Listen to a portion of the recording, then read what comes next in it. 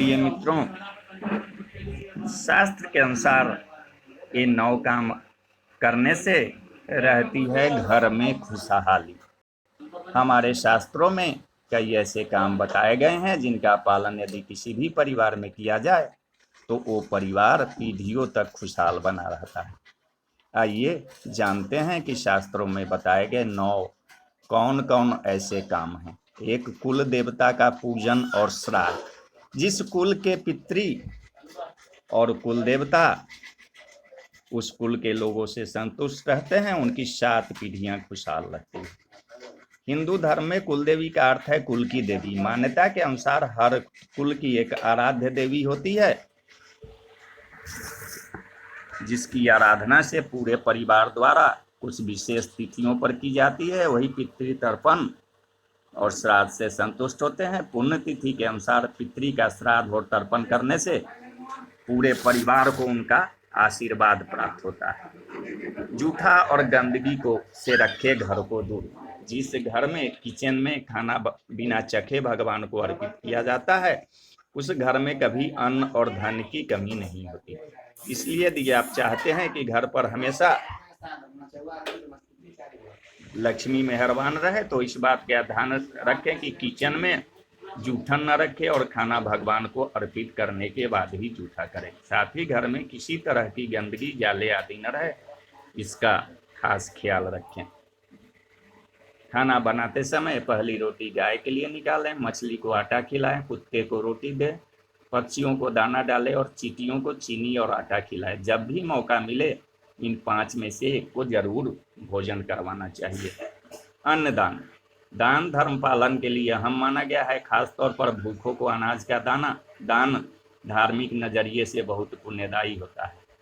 माना जाता है कि सक्षम होने पर ब्राह्मण गरीबों को भोजन या अन्नदान से मिले पुण्य अदृश्य दोषों का नाश कर परिवार को संकट से बचाते हैं। दान करने से सिर्फ एक पीढ़ी का नहीं 7 पीढ़ियों का कल्याण होता है। वेदों और धर्म ग्रंथों का अध्ययन। सभी को धर्म ग्रंथों में छुपे ज्ञान और विद्या से प्रकृति और इंसान के रिश्ते को समझना चाहिए। व्यवहारिक रूप से परिवार के सभी सदस्य धर्म कर्म के साथ ही उच्च व्यवहारिक शिक्षा को भी प्राप्त करें। तप। आत्मा और परमात्मा के मिलन के लिए तप मन शरीर और विचारों से कठिन साधना करें। तप का अच्छे परिवार के लिए व्यवहारिक तौर पर मतलब यही है कि परिवार के सदस्य सुख और शांति के लिए कड़ी मेहनत, परिश्रम और पुरुषार्थ करें। पवित्र विवाह। विवाह संस्कार को शास्त्रों में सबसे महत्वपूर्ण संस्कार माना गया है। यह 16 संस्कारों में से पुरुषार्थ प्राप्ति का सबसे अहम संस्कार है। व्यवहारिक अर्थ में गुण विचारों और संस्कारों में बराबरी वाले सम्मानीय या प्रतिष्ठित परिवार में परंपराओं के अनुरूप विवाह संबंध 2 कुटुंबों को सुख देता है। उचित विवाह होने पर स्वस्थ और संस्कारी संतान होती है जो आगे चलकर कुल का नाम रोशन करती है। उसके बाद इंद्रिय संयम।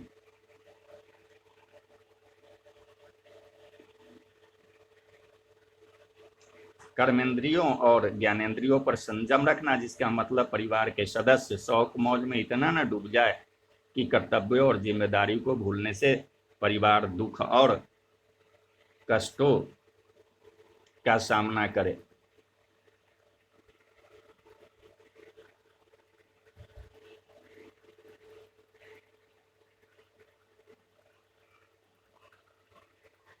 सदाचार, अच्छा विचार और व्यवहार। इसका अर्थ हुआ कि परिवार के सदस्य संस्कार और जीवन मूल्यों से जुड़े रहें, अपने बड़ों का सम्मान करें, रोज सुबह उनका आशीर्वाद लेकर दिन की शुरुआत करें ताकि सभी का स्वभाव, चरित्र और व्यक्तित्व श्रेष्ठ बने। स्त्रियों का सम्मान करें और पर स्त्री पर बुरी निगाह न रखें। ऐसा करने से घर में हमेशा माँ लक्ष्मी की कृपा बनी रहती है। बोलिए जय श्री कृष्ण।